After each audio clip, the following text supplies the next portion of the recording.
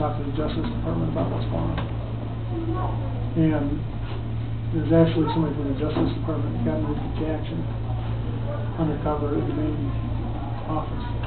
I think they're probably desensitized. They know something. I think they're on their toes now. They're going to be watching themselves. So they're on their toes because of us. Yeah. And we're not going away. I mean, they've done everything that they thought they could do to get people to leave.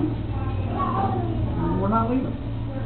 And now they're oh my God, you know, these people are going to come up with some stuff that we don't want public, like your story. You know, like Harold Ray. Right. That's been sealed. The Harold Ray FBI has sealed. Yeah. Fox News came down here and tried to investigate and contact the Department of Justice, and it's been sealed. Yeah. No one can find out anything. How many bullet holes? Who did what? There's so many inconsistencies. You could fly a 747 through it. Yeah, exactly. Because he was shot by a policeman. Yeah, his own people. Do you think that's ever going to come out? We're working on it. I don't know. You know, I have 2 kids. I've already notified them. Listen, I just want you to know I love you. Because I may not come home. Oh my God, that's my life. Yeah. I live that. That's where we are right now. We carry guns at night. We don't go out very much after dark. Usually never by ourselves. Same here. And I always have to tell someone before I leave, I'm on my way, I'm taking this route, I'm 10 miles from there, and 6 out of 10 times I get followed and stopped. What are you doing? Where are you headed? So they don't stop us, they follow us. We've got pictures of them with laptops and recording devices and recording us from a distance. So, the day after this helicopter was hovering over my home last Wednesday at 2:45, military helicopter taking footage, either video or still pics.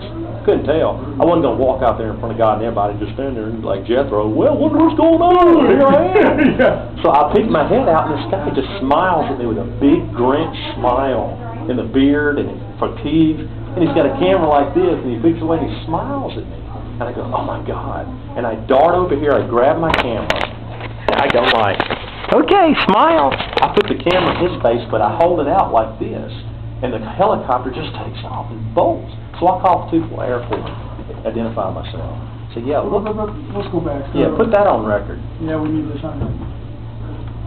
Go ahead.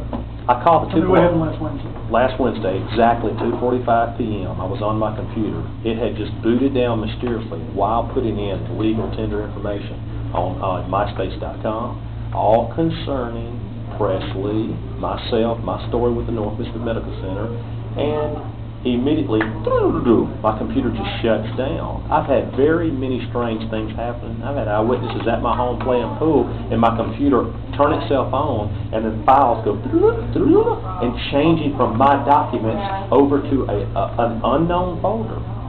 I get a Dr. Pepper. And files being transferred from one file setting to another, and then it just turn off. I've had hundreds of viruses. I've had to purchase 7 computers in 2 years. This is unusual. They come out to my home and clamp some metal box on my telephone wires, and they clamp it with a yellow tag that says 107. I walk to every phone line in my neighborhood. I'm the only one with that. I took pictures of it, uploaded that on the internet to my website. This is one day after the helicopter instance. 2:45 last Wednesday, right? I'm sitting there typing my blog out, and computer shut down like 5 times in 1 hour, making it impossible for me to get my information out there.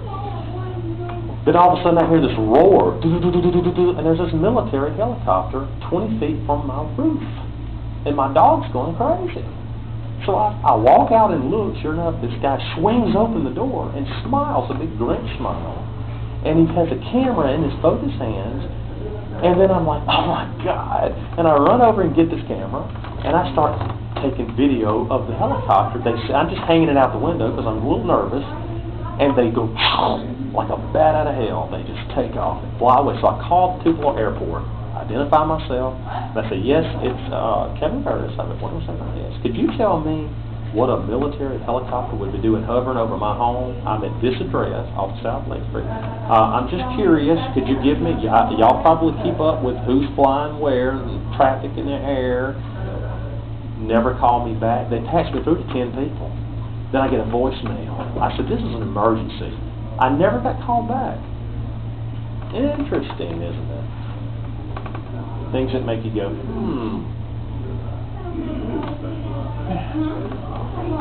So I've got a little device on my telephone wire going into my home with my landline. My attorney sends me papers from Oxford. Let's go back to the thing that's on your telephone line. Yeah. It's a device that has a tag on it. A tag on it. Yellow tag says 107, which is my address. It's very strange looking.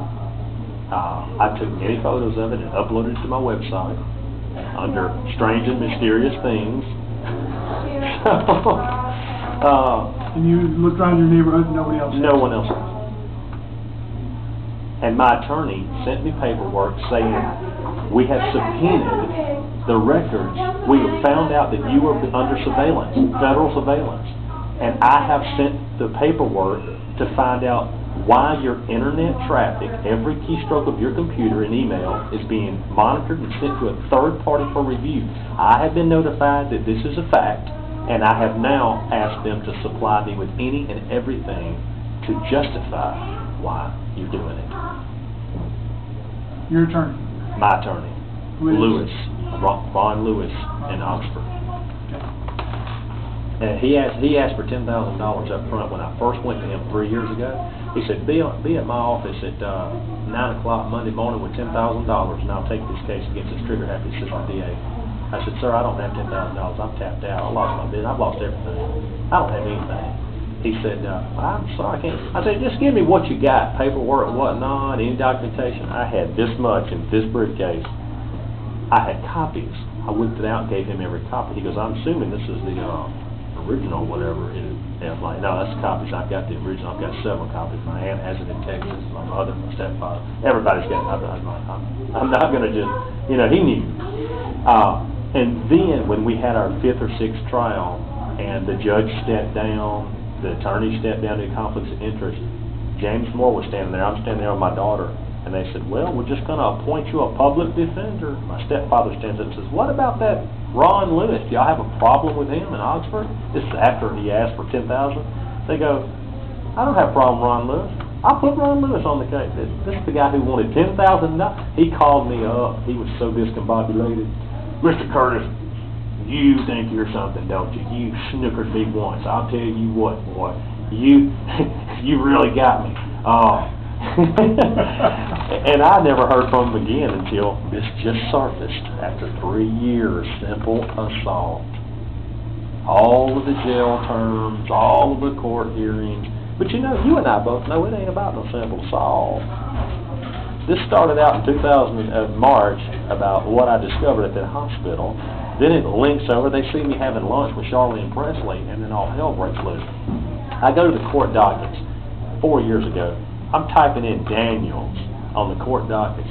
10 attorneys and judges come and surround me. What are you doing? I said, I'm just looking for any old thing I can find on this thing. It's public, anybody can do. I'm assuming I've already asked. They said I could. What are you doing? I said, I'm trying to find just some books. I find the Gary Sandifer trial lawsuit that was thrown out, and I told the girl that $1 a copy. Can you run off this copy for me, please?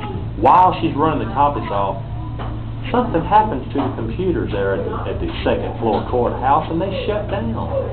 And then I'm asked to leave. And I go back the next day, and guess what? Mr. Daniels has checked out 10 of those books that have every docket number in them, and he can have them for the rest of his life. All he has to do is keep rechecking them out. So I call up Lewis in Oxford and say, can you subpoena and get the... I'm trying to prove that he beat a man senseless and broke his jaw in 3 places. The guy had to pay $17,000 that accidentally bumped into Daniels at a nightclub, and it was thrown out of court over and over. This guy was threatened, and the police report was changed and tampered around. And Ron's like, I'll look into it for you. And he said he can check out those books as long as he wants. That's not, that's just, he's an official of the court. I felt like, they're golfing buddies or fishing partners or something. I haven't felt comfortable with Lewis ever since. I mean, would you? No. Conspiracy all the way around. I mean, my best bet, hindsight's 20/20. 7 years ago, if I knew then what I knew now, because I know my rights now, if I knew then, I would have contacted someone in California that would have thought enough about it, looked at the facts and the paper trail I accumulated, and they would have come down here and took the bar and became a Mississippi attorney, had a double bar and tried the case, and became the next Aaron Brockovich situation. See, meanwhile, people are dying. There's a guy found 6 floors down splattered at the hospital 1 year after I filed my lawsuit, and I heard 4 attorneys and an assistant DA at a place called Stables, where I was performing a stand-up comedy act. I was behind a curtain setting up light fixtures, and I heard them go, hey, yeah, I bet they know people that know him know he should have shut his mouth. And the other guy said, yeah, well, it won't hit the papers. It's not going to be that. The WTVA won't be putting it on. They go, no, but he should have just shut up about it. He goes to work after filing a lawsuit against the hospital, and he drives to work, got kids, and he just jumps off the 6th floor onto the concrete. It never made the Daily Journal. Yet they can put in the paper, please people quit dropping your dogs and animals off of here by the Elvis Birthplace Museum. We're not a kennel. Here's the number to the Humane Society. That's newsworthy. When did that happen? 2003. Interesting. He was an employee of the hospital and found suicide. I thought that was going to happen to me because Jim Wade fought and got my job back for 2 weeks. And he said, Kevin, they're going to put you in isolation. Up on 3 East, you're not going to see anybody. You're going to be completely by yourself. But you're going to be able to do your full work. They're going to leave you alone. I said, really? Can you imagine the fear I had walking back up in that hospital after all that hell? Oh my gosh. I just knew I was going to be killed one night. But I went back for 2 weeks. Boldly walked up in there, 3 E's, did my work, and then I started talking to people in food court. Security started following me to the restroom, follow me when I leave, clock out at night, follow me when I get there. When I go to eat, 4 or 5 security officers sit down beside me, smiling at me. It got to be crazy. Then an EKG technician came up on 3 E's and said, Kevin, I just want you to know, Sheila Moore, that runs security down there, she's taping you. She's got you on 9 monitors, 24 hours. They got tapes in every single monitor. They're taping you. I've never seen anything like that. I went down there, walked right up to her. She started flipping channels, trying to turn the monitors off. I called her. I go, what are you taping me for? She said, I've been asked to by Kenneth Wheeler, head of security. He didn't tell me why. It's not my job to ask why. But he said, you're just under surveillance for right now to watch. That's what we're doing. I'm sorry, I like you. It's my job. But then it came down to, I was notified in the mail, you were hereby terminated. Do not ever step foot. You are banned from life. Any property we own, if I catch you at the walking track, I've got it right here, right? If I catch you at the walking track, if I catch you, they name like 50 businesses that are on their property. And they mean it, because I've been on their property and tested them. And they gave me 5 minutes to exit or face incarceration, $1,500 fine for federally going against their federal trespassing paperwork against me. But to date, there's not anything to justify a lifelong banishment from a public hospital. Is it a restraining order from the property? No trespassing. A no trespass order from a federal judge. Yeah, it's federal. Oh, I've got it.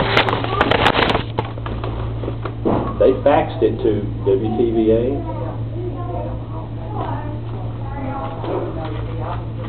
That's all right. We'll find it, because I'm going to do the... There it is.